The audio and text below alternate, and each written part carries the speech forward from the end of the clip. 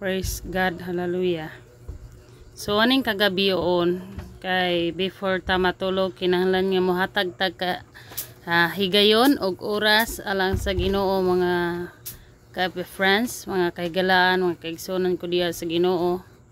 Aning kagabi on adto na sabta sa magtuon ta sa pulong sa buhi nga Dios. Adto ta sa pag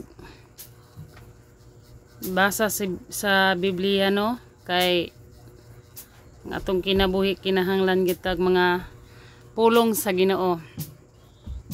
So ako ray magbasa dire og pwede sab nga modikta mo dinha og naamoy mga Bible kung kinsay na mga Bible dinha.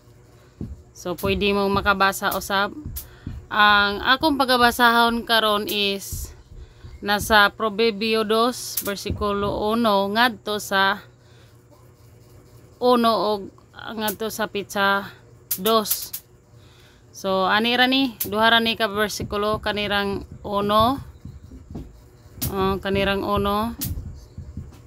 verse 1 ngadto sa verse 2 ra ta. So akong basahon ang Proverbio o Proverbs 1 verse 1 to 2. Anak ko, kung dawaton mo ang akong mga pulong og tugumon og tigumon mo ang akong mga sugo diha kanimo, aron nga ikiling mo ang imong igdulongog ngadto sa kaalam og bansayon mo ang imong kasing-kasing sa pagsabot.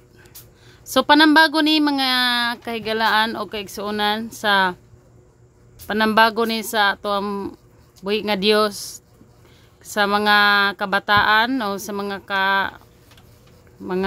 batanon karon no nga kinahanglan gyud hallelujah sa uno nga dawaton gyud nato o sa mga bisan dili ni sa mga kabatanon ra pwede ni sa tanan no kay kinahanglan nga dawaton ang pulong og tigumon mo ang akong mga sugo diha kanimo.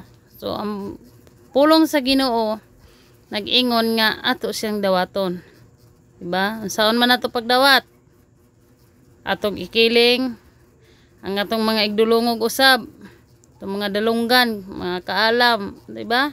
Atong praktisan nga dili ta mahimo sab nga dako kayong salawayon din sa kalibutan kay ang kalibutan danlog kayo magsige ra tag pakasalaan wa na dako na kayong sala ato ang natigom.